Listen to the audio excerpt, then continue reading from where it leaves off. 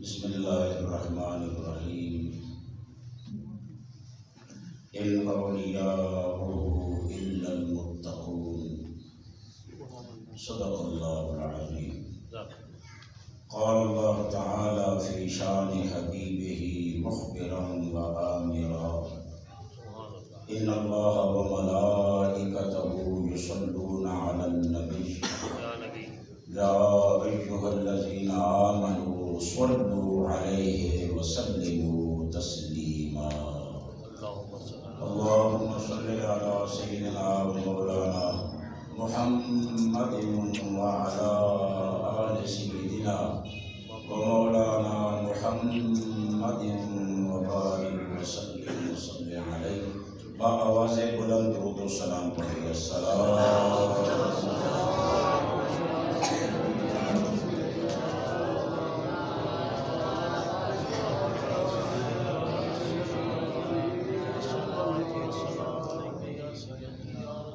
معزز محترم حاضرین و سامعین، ماہ مبارک ربیع الثانی شریف کا آغاز ہو چکا ہے اور اس کا پہلا جمعہ ہے۔ آنے والا جمعہ اللہ تعالیٰ کے فضل سے 11ویں شریف کی تاریخ کو آ رہا ہے۔ 27 تاریخ اگلا جمعہ پاکستان میں چاند کی 11 تاریخ ہوگی اور پیران پیر غوث پاک کا عرس منایا جا رہا ہے۔ یہ مہینہ آپ کے عرس کا مہینہ ہے۔ اس مناسبت سے اس کو اہل عقیدت ربیع الغوث بھی کہتے ہیں کہ غوث کی بہار ہے اس مہینے میں۔ شہنشاہ بغداد غوث پاک کو اللہ تعالیٰ نے جب وصال کے لمحات عطا فرمائے تو یہی مہینہ غوث پاک کو اللہ کی طرف سے عطا کیا گیا۔ پھر اتفاق ہے کہ آپ چونکہ ساری زندگی 10 اور 11 تاریخ کو اللہ کی رضا کے لیے بندوں کو کھانا کھلاتے تھے، تو اللہ تعالیٰ نے آپ کو وصال کی تاریخ بھی 10 اور 11 عطا فرمائی۔ اس سبب سے آپ مشہور ہوئے 11ویں والے پیر۔ ایک تو آپ اپنی زندگی میں 11ویں تاریخ کو ختم شریف کرواتے تھے اور دوسرا آپ کا وصال بھی 11 تاریخ کو ہوا، تو اس اعتبار سے حضرت غوث پاک کو کیا کہتے ہیں؟ 11ویں والا پیر۔ یعنی 11 تاریخ کو جن کا وصال ہوا یا ہر مہینے کی 11 تاریخ کو جو اللہ کی خاطر مخلوق خدا کو اجتماعی طور پہ کھانا کھلایا کرتے تھے۔ حضرت غوث پاک اللہ تعالیٰ نے آپ کو جو مقام و مرتبہ عطا فرمایا ہے، جو آپ کا روحانی مقام ہے، وہ تو وہ لوگ جانتے ہیں جنہیں اللہ نے روحانیت میں کوئی مقام عطا فرمایا ہے۔ عام لوگوں کو تو اس گلی میں جانے کی بھی اجازت نہیں ہے جس گلی میں غوث پاک کا محل ہے۔ وہاں خواص کا آنا جانا ہے، اور جو خواص ہیں وہ غوث پاک کی قدموں پہ اپنی نگاہیں ٹکا کے رکھتے ہیں، تلوے چومتے ہیں۔ جو خاص اللہ کے فقیر لوگ ہیں وہ غوث پاک کے تلوے چومتے ہیں، یہی ان کی معراج کا لمحہ ہوتا ہے۔ یعنی غوث پاک کے قدموں کا تلوہ جس خوش نصیب کو چومنے کا موقع مل جائے، وہ صوفی، وہ فقیر، وہ اللہ کا ولی اپنے لیے وہ لمحہ معراج کا لمحہ سمجھتا ہے۔ تو اعلیٰ حضرت مولانا شاہ احمد رضا بریلوی رحمۃ اللہ علیہ فرماتے ہیں کہ اے میرے غوث، آپ کے طلبوں پر ولی اپنی آنکھیں ملتے ہیں، پتہ نہیں آپ کے سر کا عالم کیا ہو۔ یعنی پاؤں کے نیچے تلوا ہوتا ہے نا، تو تلوا جو ہے یہ اکثر و بیشتر جب بندہ سفر کرتا ہے یا ویسے بھی، تو جسم انسانی میں سے سب سے جو آخری یعنی کم درجہ جس کو مقام حاصل ہے جسم انسانی میں، وہ پاؤں، اور پاؤں میں سے سب سے آخر پہ تلوا۔ اب اس تلوا غوث پاک کا تلوا ہے نا، کوئی عام کسی عام بندے کا تلوا تو نہیں ہے۔ تو اس کی شان کیا ہے کہ اولیاء اللہ غوث پاک کے تلوے پر اپنی آنکھیں ملتے ہیں عقیدت کی وجہ سے برکت حاصل کرنے کی۔ تو جن کے تلوے پر صوفیوں کی آنکھیں ہیں، ان کے سر کی بلندی کا عالم کیا ہو۔ یہ تو کوئی جس کسی کو یہ مرتبہ عطا کیا گیا وہ جائے۔ شہنشاہ بغداد غوث پاک کا عرس مقدس بغداد شریف میں اسی مہینے میں ہوتا ہے، اور بہت سارے لوگ پوری دنیا سے غوث پاک کے عرس میں شامل ہونے کے لیے بغداد شریف میں حاضر آتے ہیں۔ پاکستان میں بہت سارے مقامات پر غوث پاک کا عرس پاک منعقد ہوتا ہے، اور اس میں سے سب سے جو بڑا مرکز ہے وہ آستانہ عالیہ گورڈا شریف ہے۔ گورڈا شریف میں بطور خاص غوث پاک کی 11ویں شریف یعنی بڑی 11ویں آپ کا عرس پاک کروایا جاتا ہے۔ بلکہ اس عرس پاک کے بارے میں میرے حضور باپو جی رحمۃ اللہ علیہ فرماتے تھے کہ اگر لوگوں کو پتہ چل جائے کہ غوث پاک کے عرس میں کیا انوار برستے ہیں اور کتنی اللہ کی طرف سے رحمتوں کا نزول ہوتا ہے، تو پورا سال لوگ گورڈے اسٹیشن پہ بسترے بچھا کے آرام کریں، انتظار کریں کہ کب غوث پاک کا عرس آئے اور ہم عرس سے غوث پاک میں شمولیت ہو جائے۔ اگر لوگوں کو پتہ چل جاتا کہ اس وقت کیا انوار اترتے ہیں اور کیا برسات ہوتی ہے اور اللہ کتنے اپنے بندوں کو بخشتا ہے، غوث پاک کے عرس کے موقع پر کتنے گناہگاروں کی بگڑی بنتی ہے، تو بابو جی رحمۃ اللہ علیہ فرماتے تھے پھر پورا سال لوگ اسٹیشن پہ انتظار کریں کہ ہم اس میں شمولیت کر کے ہی رہیں گے۔ مطلب ہے کہ اتنا زیادہ آپ فرماتے تھے کہ تمہیں پتہ نہیں ہے، ہمارے دربار شریف میں کسی بھی عرس پہ کوئی نہ حاضر ہو تو اتنا زیادہ نہیں، لیکن 11ویں شریف کے عرس پہ گورڈے شریف کے متوسلین کو حضرت بابو جی سختی کے ساتھ فرماتے تھے کہ جو غوث پاک کی 11ویں کے ختم میں گورڈے شریف کا مرید نہ آئے، ہم یہ سمجھتے ہیں وہ ہمارا ہے ہی نہیں۔ اتنی سختی ہے گورڈے شریف میں بڑی 11ویں شریف کے حوالے سے۔ اس کا ایک سبب ہے، وہ میں عرض کرتا ہوں، کیونکہ راز کی باتیں خاص ہوتی ہیں تو یہ تھوڑا بہت اشارے کی زبان ہوتی ہے۔ تو خصوصی طور پہ اہل پاکستان کے لیے شہنشاہ بغداد نے، چونکہ گورڈا شریف حضور غوث پاک کا اپنا گھر مبارک ہے، تو غوث پاک سرکار نے ایک دفعہ خاص کیفیت میں حضرت صاحب نے عرض کی کسی بندے کے حال کی وجہ سے کہ یہ بہت غریب ہے اور بغداد شریف میں آنا چاہتا ہے، مگر اپنے غربت کی وجہ سے بغداد شریف نہیں آ پا رہا، تو اب اس کا کیا کرے؟ تو غوث پاک کی طرف سے حضرت سیدنا خواجہ پیر میر علی شاہ صاحب رحمۃ اللہ علیہ کو جواب آیا، حکم ہوا کہ جن تاریخوں میں ہمارے وہاں عرس ہوتا ہے، آپ اپنے ملک کے حساب سے ان تاریخوں میں گورڈے شریف میں عرس کر لیا کریں، جو بغداد نہ آئے وہ گورڈے میں آ جائے، سمجھے کہ بغداد میں آ جائے۔ یہ اصل سبب ہے گورڈے شریف میں بڑی 11ویں شریف کے اندر جو خاص روحانیت ہوتی ہے، یہ غوث پاک کی اجازت سے ہے، غوث پاک کے حکم سے ہے۔ اور پھر کیا بات ہے، جب غوث پاک کا عرس ہوتا ہے تو پھر یہ عرس محبوب سبحانی ہے، محبوب سبحانی کا عرس ہے، اور محبوب سبحانی کے عرس میں پھر کیا ارواح طیبات کی جلوہ گری ہوتی ہے، یہ روحانی دنیا اپنی آنکھوں سے دیکھتی ہے کہ کیا کیا بلند ہستیاں غوث پاک کے عرس میں تشریف لا رہی ہیں۔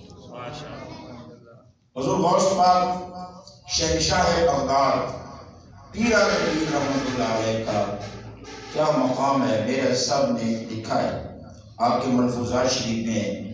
حضرت سیدنا خواجہ پیر میرے علی شاہ صاحب رحمۃ اللہ علیہ فرماتے ہیں، آپ فرماتے ہیں کہ باقی ارواح اولیاء اللہ کی، جو باقی اولیاء اللہ کی ارواح ہے، اللہ نے جو لطافت باقی اولیاء اللہ کی روحوں کو عطا فرمائی ہے، وہ لطافت اللہ نے غوث پاک کے بدن کو عطا فرمائی ہے۔ یہاں آپ کو بلند آواز سے سبحان اللہ کہنا ہے، سبحان اللہ۔ جن کا بدن باقی ولیوں کے روح کے مقام پر ہے، خود سوچیں ان کی روح کی بلندی کا عالم کیا ہو۔ بدن اتنا نورانی ہے، بدن اتنا لطیف ہے، بدن مبارک اتنا لطیف ہے، اتنا نورانی ہے، چونکہ اس کا بھی ایک سبب اعلیٰ حضرت مولانا شاہ احمد رضا خان محدث و فاضل بریلوی رحمۃ اللہ نے بیان کیا ہے کہ وَرَفَعْنَا لَكَ ذِكْرَكَ کا ہے سایہ تجھ پر۔ یہ غوث پاک کی منقبت کا شعر ہے، نبی پاک کی نعت نہیں ہے، چونکہ وَرَفَعْنَا لَكَ ذِكْرَكَ یہ حضور کے لیے ہے، تو وَرَفَعْنَا لَكَ ذِكْرَكَ کا جو سایہ ہے وہ غوث پاک کے سر پہ اللہ نے عطا فرمایا۔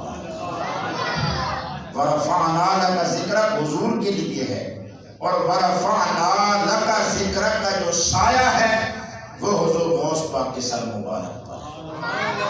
اعلیٰ حضرت کی بھی پرواز کے قربان جائیں۔ وَرَفَعْنَا لَكَ ذِكْرَكَ کا ہے سایہ تجھ پر۔ ہر طرف غوث پاک کا ذکر ہے، مسجدوں میں غوث پاک کا ذکر ہے، خانقاہوں میں غوث پاک کا ذکر ہے، درسگاہوں میں غوث پاک کا ذکر ہے، عبادت گاہوں میں غوث پاک کا ذکر ہے۔ ہر جگہ جہاں اللہ کے بندے بیٹھے ہیں وہاں غوث پاک کا ذکر ہو رہا ہے۔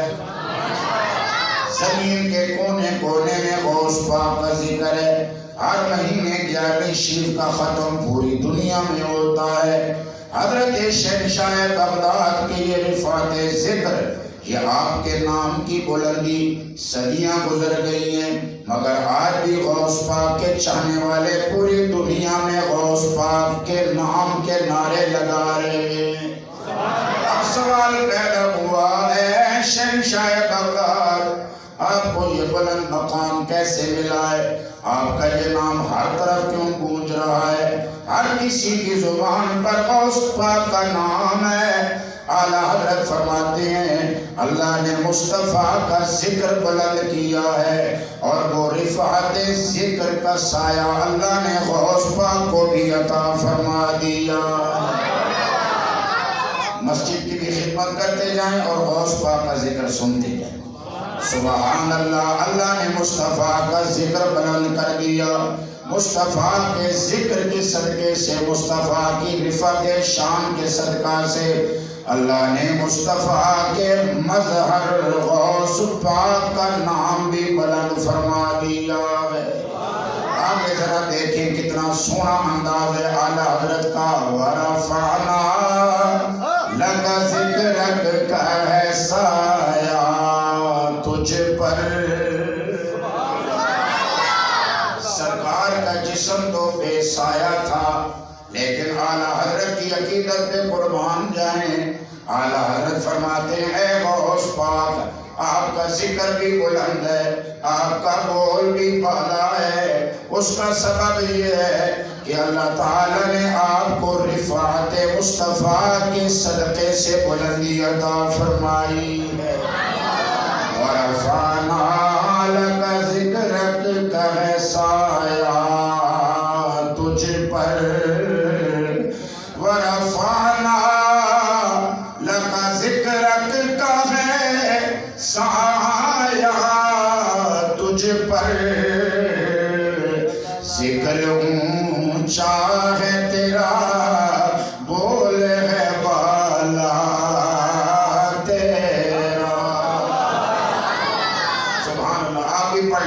ذکر اونچا ہے تیرا بول ہے بالا تیرا کہ یہ ذکر اونچا ہے تیرا بول ہے بالا تیرا.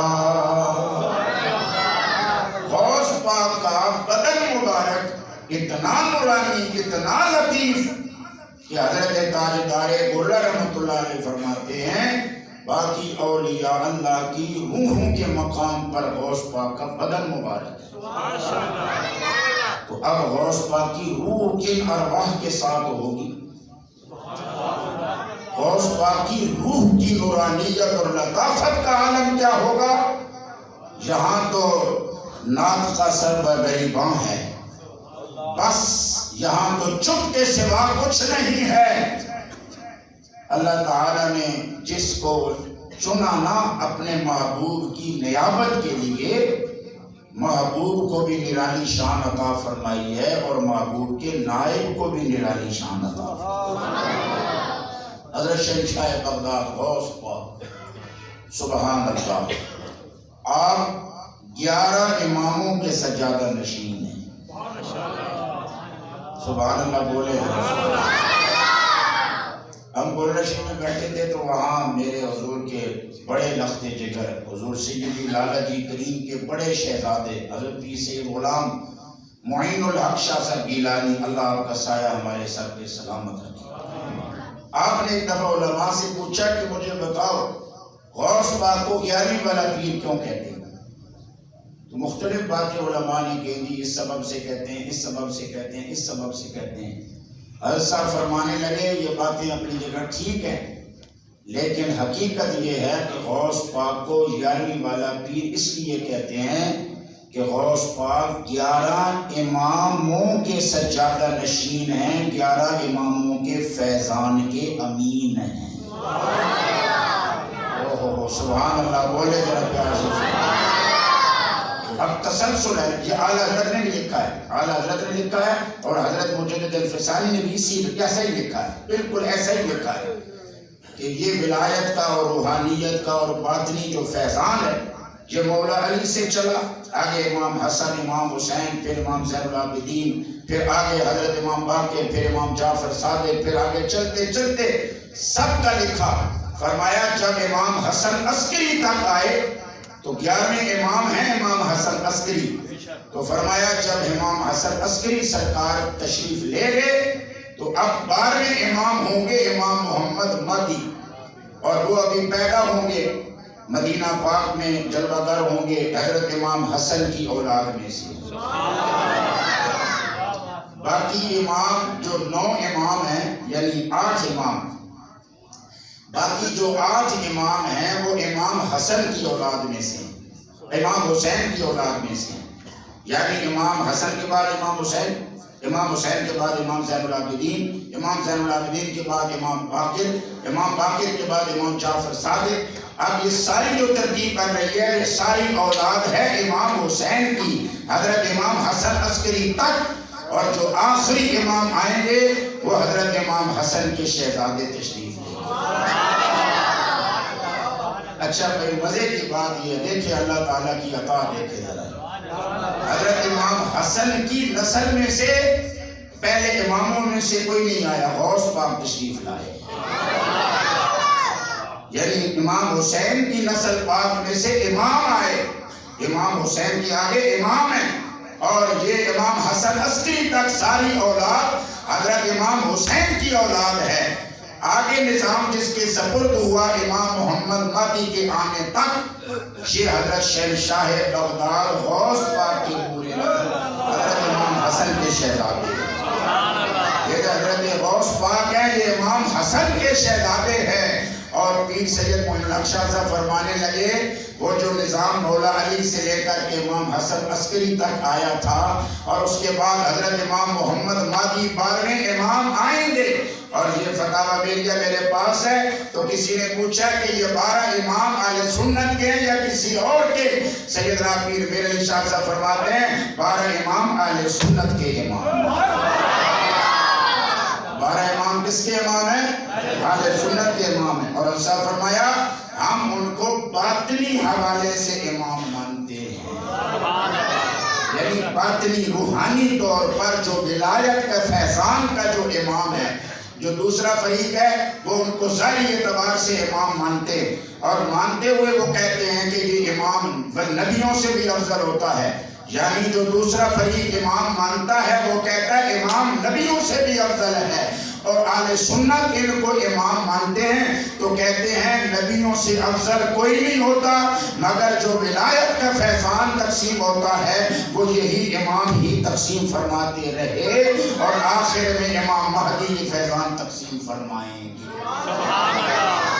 یعنی ولایت کا جو فیضان ہے، اس فیضان کا جو سسٹم ہے وہ سسٹم اللہ تعالیٰ نے حضرت امام حسن اور امام حسین کی اولاد کو عطا فرمایا. ایسا فرمانے لگے کہ امام حسن عسکری 11ویں امام تھے، اور جب وہ تشریف لے گئے تو حضرت امام محمد مہدی کی آنے تک درمیان میں جو ابھی یہ فاصلہ ہے اور دورانیہ ہے، فرمایا اس کے لیے اللہ تعالیٰ نے حضرت غوث پاک کا انتخاب فرمایا. اور یہی سبب ہے کہ حضرت مجدد پاک بھی اور دیگر بزرگوں نے لکھا ہے کہ کوئی ولی اس وقت تک ولی نہیں بن سکتا جب تک کہ اس کی ولایت پہ غوث پاک کی مہر نہ لگائے. غوث پاک مہر لگائیں گے تو ولی ہوگا. سبحان اللہ بولے گا. اچھا بھائی، رزق تقسیم کرنے کی اللہ فرشتے کی ڈیوٹی لگا دے تو کسی کو کوئی اعتراض نہیں ہے. رزق کون دیتا ہے؟ رازق کون ہے؟ بولو، رازق کون ہے؟ اللہ. اور پوچھو ذرا رزق تقسیم کون کرتا ہے؟ کون، کس کی ڈیوٹی، کون سا فرشتہ رزق پر مقرر ہے؟ اللہ تعالیٰ نے فرشتہ رزق پر مقرر کیا. موت کون دیتا ہے؟ بولو، موت کون دیتا ہے؟ اور روح قبض کرنے کی ڈیوٹی کس کی لگائی ہے؟ اسرائیل علیہ السلام کی. کام سارے اللہ کے ہیں. اللہ نے آگے فرشتوں کی ڈیوٹی لگائی. کرنے والا حقیقی طور پہ اللہ ہے، اور آگے چاہے وہ فرشتوں سے کروائے یا ولیوں سے کروائے، نظام قدرت خالق و مالک کا ہی چل رہا ہے. فرشتے اس کے حکم پر عمل کریں، کام کریں تو کسی کو کوئی تکلیف نہیں ہے. تو اگر اللہ کا ولی اس کے بارگاہ میں مقرب بندہ اس کے نظام میں اب اس کے تحت، اس کے حکم کے تحت اگر ڈیوٹی سر انجام دے تو پھر بھی کسی کو اعتراض نہیں ہونا چاہیے. کہ یاد رکھے ولی کی کرامت، نبی کا معجزہ، اور ہر ایک کا جو بھی مرتبہ و مقام ہے، ولی کی کرامت میں بھی اللہ کی قدرت ہوتی ہے، نبی کے معجزے میں بھی اللہ کی قدرت ہوتی ہے. تو سارے کام کرنے والا کون ہوا؟ اللہ.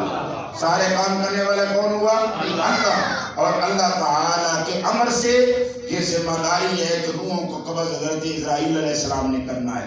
حضرت اسرافیل کے ذمہ ایک ڈیوٹی ہے، حضرت میکائیل کے ذمہ ایک ڈیوٹی ہے، اور اسی طرح یہ ملائکہ ہیں، ان کے ذمہ یہ ڈیوٹیاں ہیں. تو ملائکہ بھی اللہ کے مقرب بندے ہیں. تو اگر اللہ بندوں میں، ملائکہ میں سے کچھ بندوں کو اپنے نظام میں ان کے ذمہ ڈیوٹی کرے تو سارے سر جھکا کے کہتے ہیں کہ ہم اس نظام کو مانتے ہیں کہ جبریل بھی ڈیوٹی پر ہے، میکائیل بھی ڈیوٹی پر ہے، اسرافیل بھی ڈیوٹی پر ہے، اسرائیل بھی ڈیوٹی پر ہے.